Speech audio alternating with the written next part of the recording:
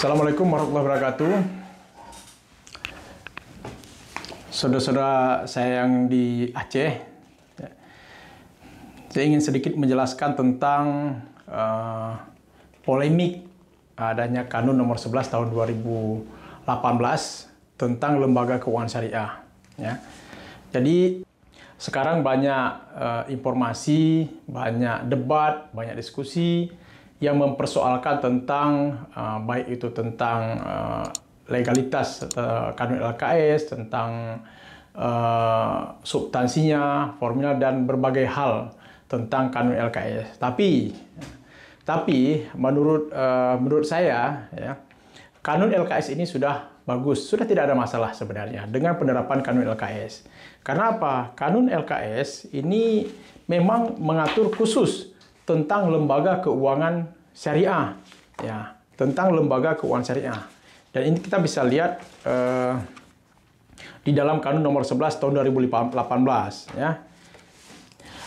Saya sedikit menceritakan sejarah lahirnya Kanun ini. Kanun LKS ini lahir dari perintah Kanun nomor 8 tahun 2014, ya, di mana di dalam pasal 21, pasal 21 Kanun nomor 8 tahun 2014 itu menyebutkan bahwa yang pertama, lembaga keuangan yang akan beroperasi di Aceh harus berdasarkan prinsip syariah.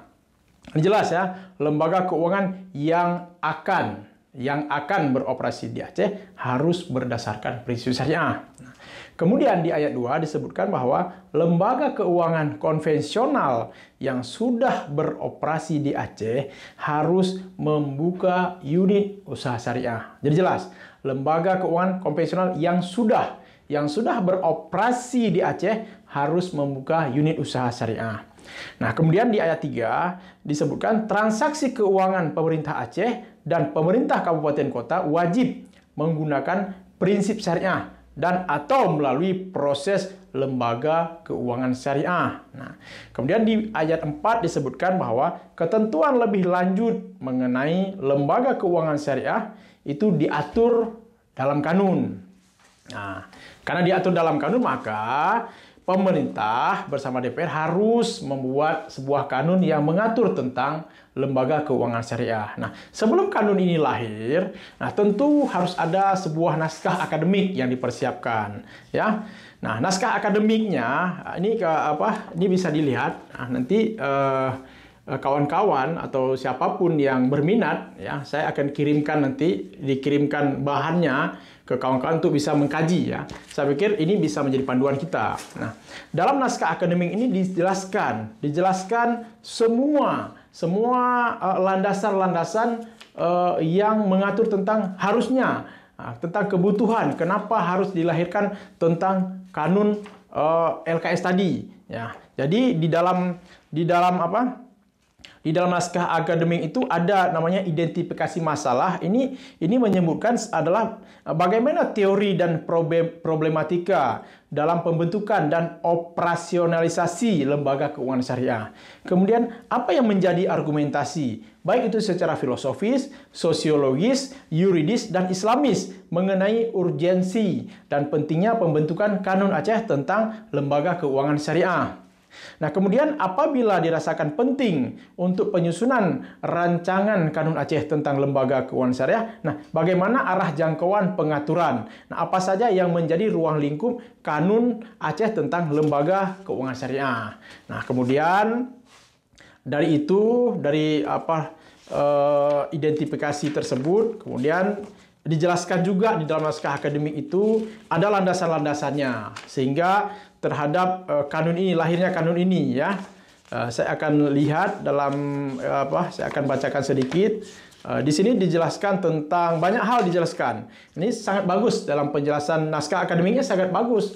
Kita lihat kenapa tujuan dilahirkannya Kanun Lembaga Keuangan Syariah. Nah, ini saya akan sedikit membaca tentang analisa peraturan perundang-undangan yang terkait, ya, lahirnya kanun ini. Tadi sebelumnya sudah dibahas tentang beberapa landasan tentang lahirnya kanun ini. Nah, jadi ada landasan filosofis, ada landasan sosiologis, ada landasan Islamisnya, ya, yang seperti saya sebutkan sebelumnya. Kemudian ada tentang kajian peraturan perundang-undangan. Nah, jadi kanun ini lahir. Nah, lahir itu tentu dia harus mengikuti aturan yang lebih tinggi, ya. Karena apa? Sebuah peraturan perundangan yang ada di bawahnya itu tidak boleh bertentangan dengan peraturan yang lebih tinggi. Makanya setiap penyusunan undang-undang itu diatur hierarkinya. Nah, misalnya ini ada landasan kita. Yang pertama adalah Undang-Undang Dasar 45. Kemudian ada juga landasannya Undang-Undang Nomor 7 tahun 1992 tentang perbankan. Kemudian disebutkan juga Undang-Undang Nomor 10 tahun 1998 tentang perubahan Undang-Undang Nomor 7 tentang perbankan. Kemudian disebutkan juga tentang Undang-Undang Nomor 4 tahun 1999 tentang penyelenggaraan keistimewaan daerah istimewa Aceh. Kemudian ada juga Undang-Undang Nomor 21 tentang tahun 2008 tentang perbankan syariah. Kemudian ada Undang-Undang Nomor 11 tahun 2006 tentang pemerintahan Aceh. Kemudian ada Peraturan Mahkamah Agung Nomor 2 tahun 2008 tentang kompilasi hukum ekonomi syariah. Kemudian yang terakhir adalah yang dijadikan landasan lahirnya kanun ini dalam naskah akademik adalah Kanun Aceh Nomor 8 tahun 2014 tentang pokok-pokok syariat Islam. Nah, di dalam landasan ini disebutkan bahwa kewajiban untuk melaksanakan muamalah di Aceh berdasarkan syariah Islam didasarkan pada Kanun Nomor 8 tahun 2014 tentang pokok-pokok syariat Islam. Dan di dalam pasal 20 dinyatakan bahwa setiap orang beragama Islam di Aceh harus menjalankan muamalah sesuai dengan tuntutan syariah. Kemudian pelaksanaan bidang muamalah di Aceh berdasarkan prinsip keterbukaan. Kemudian prinsip keterbukaan, kejujuran, keadilan, dan kerjasama. Kemudian pelaksanaan bidang muamalah di Aceh harus bebas dari maisir, judi, penipuan, samar-samar, spekulasi, monopoli, dan riba. Nah, selanjutnya, pemerintah Aceh untuk menjalankan lembaga keuangan syariah di Aceh ditentukan secara tegas. Nah, ini di naskah akademik disampaikan ditentukan secara tegas dalam pasal 21 yang menyatakan bahwa satu, lembaga keuangan yang akan, ini diulangi kembali, lembaga keuangan yang akan beroperasi di Aceh harus berdasarkan prinsip syariah. Nah, kemudian di ayat 2 diulang kembali, lembaga keuangan konvensional yang sudah beroperasi di Aceh harus membuka unit usaha syariah. Nah, kemudian transaksi keuangan pemerintah Aceh dan pemerintah kabupaten kota wajib menggunakan prinsip syariah atau melalui lembaga keuangan syariah. Nah, ketentuan lebih lanjut mengenai lembaga keuangan syariah maka diatur tersendiri di dalam kanun. Nah, kemudian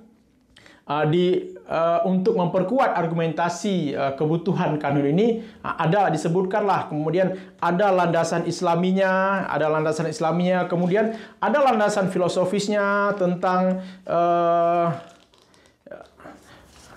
kemudian ada landasan sosiologisnya. Kemudian ini bisa dibacakan nanti bisa dibaca sendiri di dalam naskah akademiknya yang nanti bisa diakses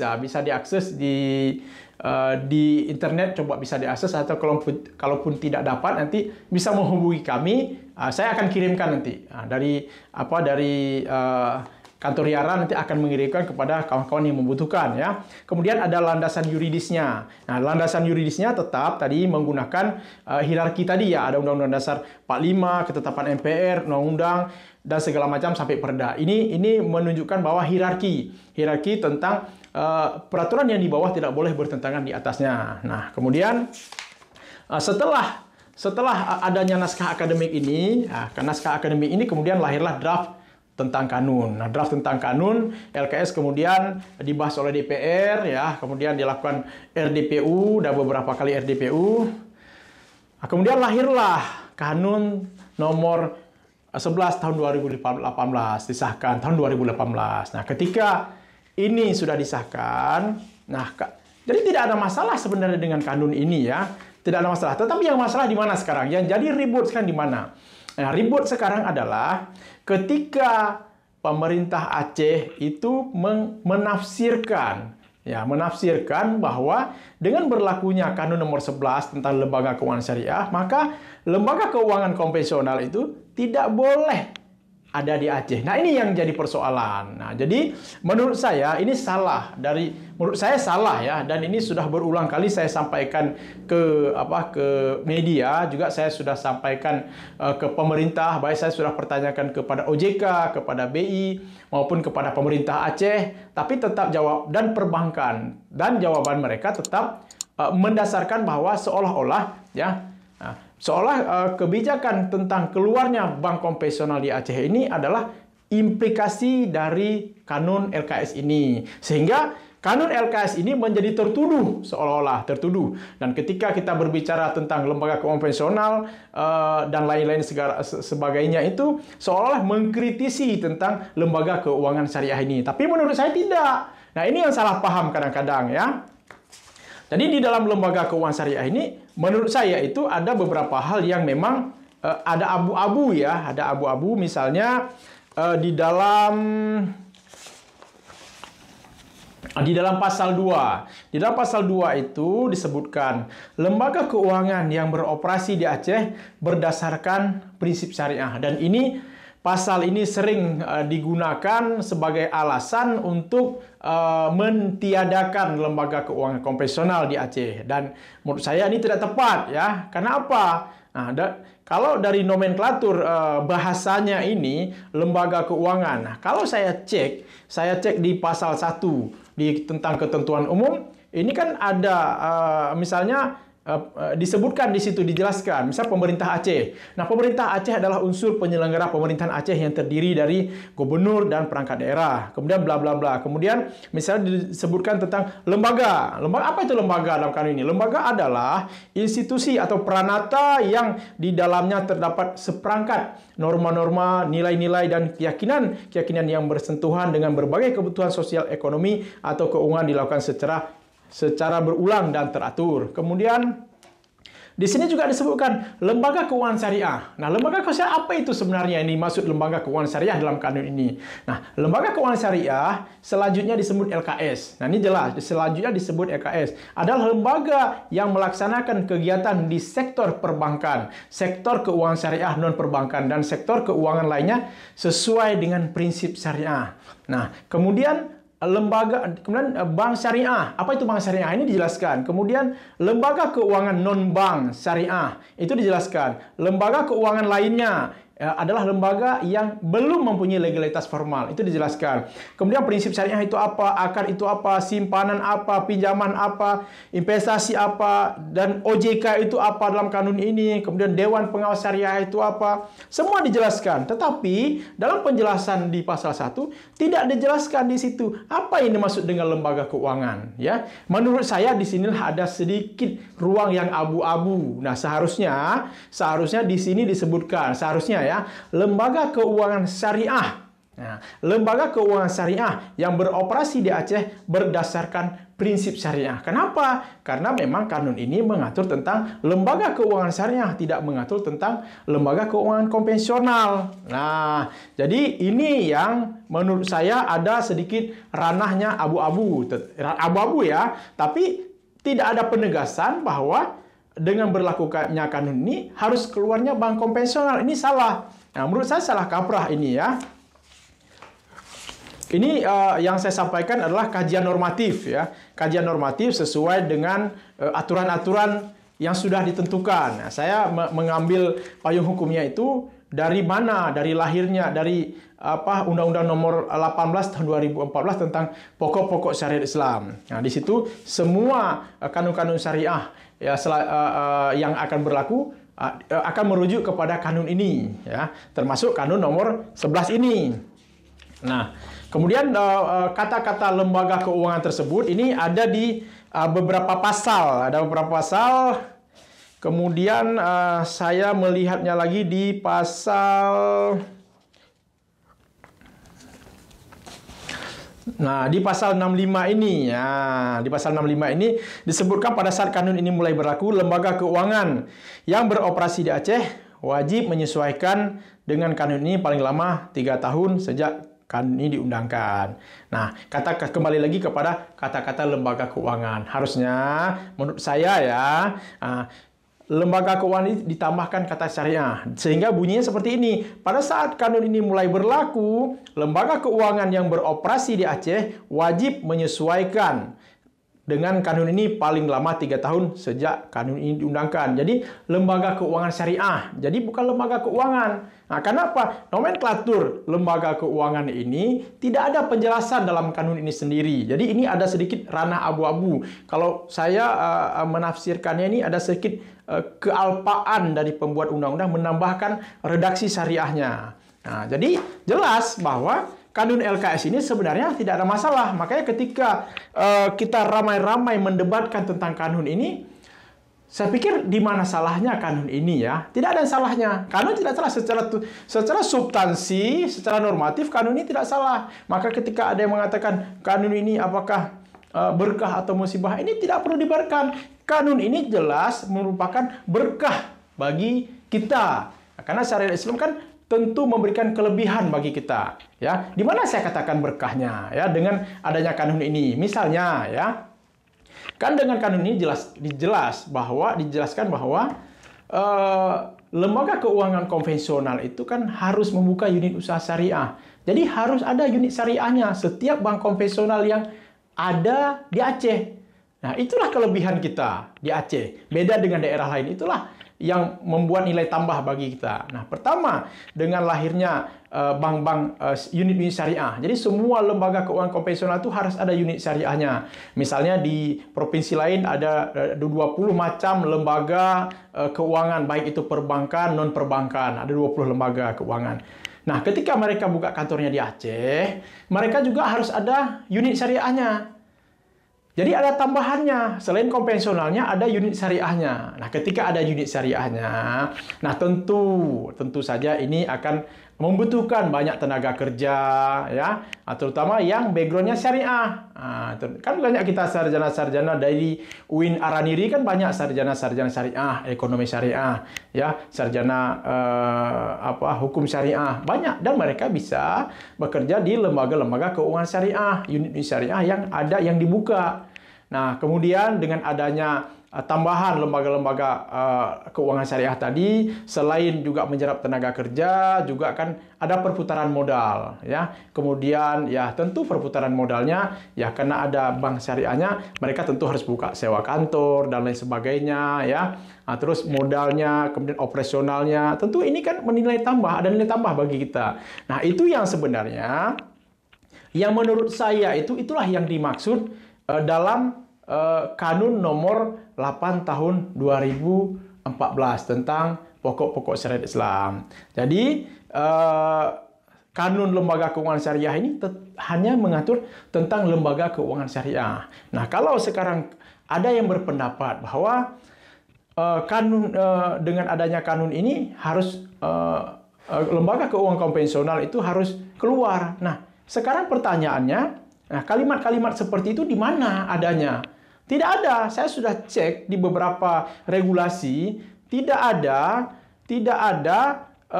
kata-kata yang mengatakan bahwa dengan berlakunya kanun-kanun LKS ini, bahwa lembaga konvensional harus tutup di Aceh. Nah, itu tidak ada. Satu kalimat pun tidak ada. Baik itu secara eksplisit maupun secara implisit. Yang ada adalah lembaga keuangan konvensional yang sudah beroperasi di Aceh itu harus membuka unit usaha syariah. Nah, itu. Nah, jadi jangan kita salah menafsirkan. Nah, kemudian karena perjalanannya saya sudah lama saya protes, kemudian perjalanannya sudah berjalan seperti ini, bank-bank konvensional sudah mulai tutup, ya. Kemudian baru terjadi gejolak. Baru kita lihat ada PHK bagi jadi perbankan yang ditutup ini kan ada pilihan bagi mereka. Mereka yang memilih konvensional harus keluar dari Aceh. Kemudian kalau mereka tidak mau memilih syariah, tidak mau keluar dari Aceh, mereka harus di PHK. Kemudian ada lagi perusahaan-perusahaan non jasa keuangan yang kadang-kadang bagi mereka tidak mungkin membuka unit syariah di sini, maka mereka menutup kantornya di Aceh. Dan dengan tutup kantornya di Aceh, maka sudah menambah lagi pengangguran kita di Aceh. Ya, itu kan dampak-dampak. Kemudian yang terakhir yang saya baca juga, saya dengar ada 9.700 agen BRI Link, ya, itu akan kehilangan pekerjaannya. Dan ini dampak-dampak yang penerapannya salah, ya. Menurut saya salah ini. Ya. Ini kan seolah-olah ketika ada seperti ini, orang menyalahkan ini gara-gara kanun syariah, kanun lembaga keuangan syariah. Jadi ketika bicara syariah, seolah yang tertuduh ini ya kanun LKS. Padahal kanun LKS tidak pernah memerintahkan seperti itu. Nah, jadi kanun LKS jangan kita jadikan kambing hitam terhadap kondisi seperti ini. Tapi pemahaman kita yang salah. Ya. Pemahaman yang salah tentang penerapan kanun ini. Ya. Jadi saya pikir ini penjelasan singkat saya tentang kanun LKS. Ya. Mungkin nanti kalau ada yang ingin berdiskusi, ya, kita bisa mengirimkan melalui media sosial Yayasan Advokasi Rakyat Aceh.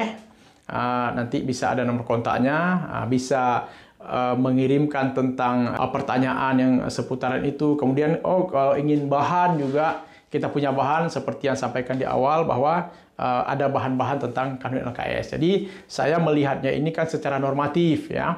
Jadi tidak lagi bicara tentang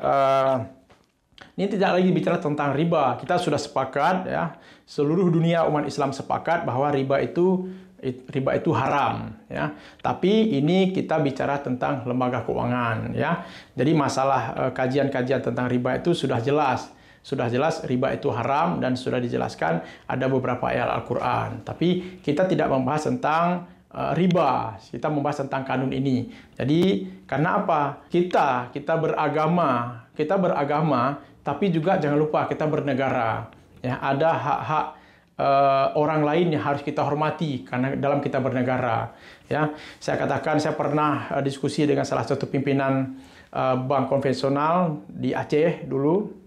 Saya katakan, kenapa saudara memilih keluar dari Aceh? Mereka tetap mengatakan bahwa ada kanun ini, ada kanun LKS. Dia menyebutkan pasal 6 bahwa setiap orang beragama Islam yang bertempat tinggal di Aceh atau badan hukum yang melakukan transaksi keuangan di Aceh. Jadi kanun ini berlaku untuk setiap orang beragama Islam.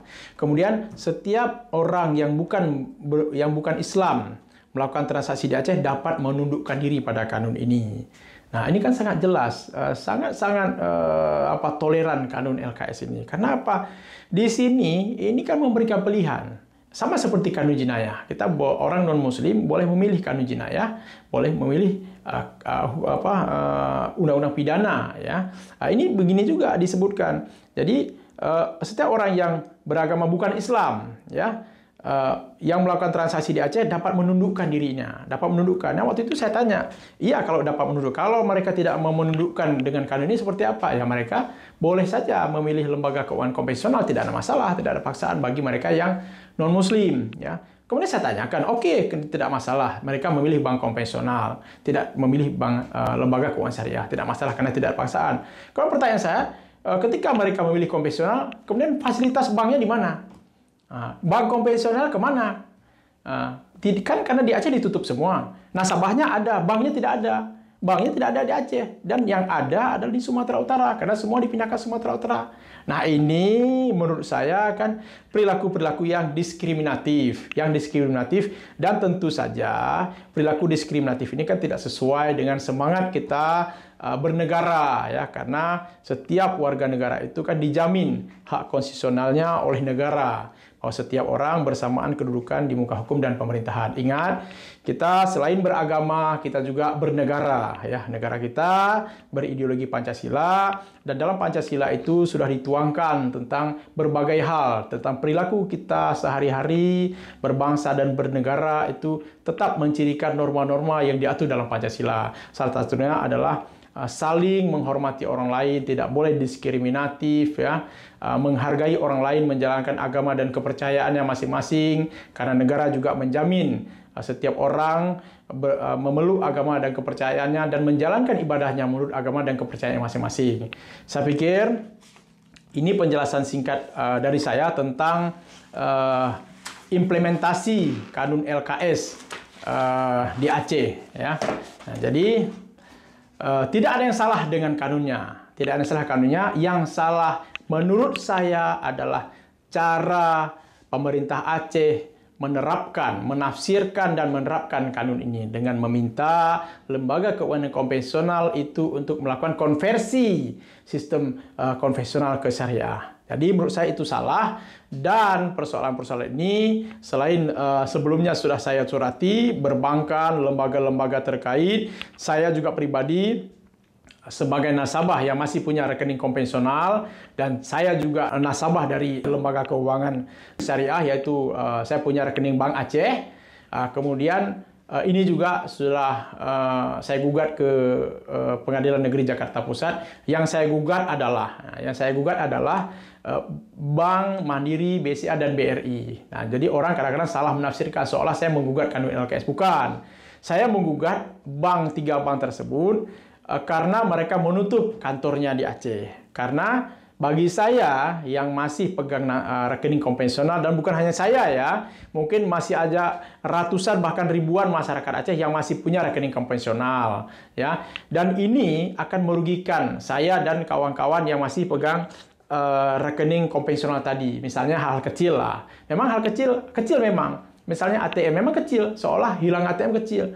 Tapi hilang ATM, begitu hilang ATM, begitu ATM tertelan, ya, begitu saya mau print out buku dan segala macam, tentu ini kan jadi masalah karena tidak ada banknya di Aceh. Saya harus ke Sumatera Utara karena rekeningnya sudah dipindah ke Sumatera Utara. Nah, ini kan jadi masalah, ya. Nah, jadi masalah. Kemudian makanya saya minta supaya tiga bank tersebut harus tetap ada di Aceh untuk melayani, walaupun tidak besar, tidak ada masalah. Kalau pasarnya mereka anggap kecil tidak masalah, tapi harus ada banknya untuk melayani nasabah yang masih memegang rekening konvensional. Kemudian saya juga sudah melaporkan ini ke Komnas HAM, kemudian ke Direktorat Jenderal Hak Asasi Manusia di Kementerian Hukum dan HAM. Ini laporan masih berproses. Terakhir memang saya juga melaporkan ini ke Komisi Pengawas Persaingan Usaha.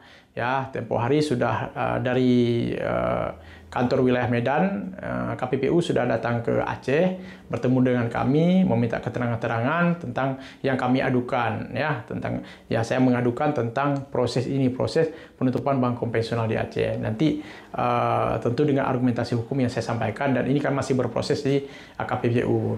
Ini yang yang saya lakukan, ya.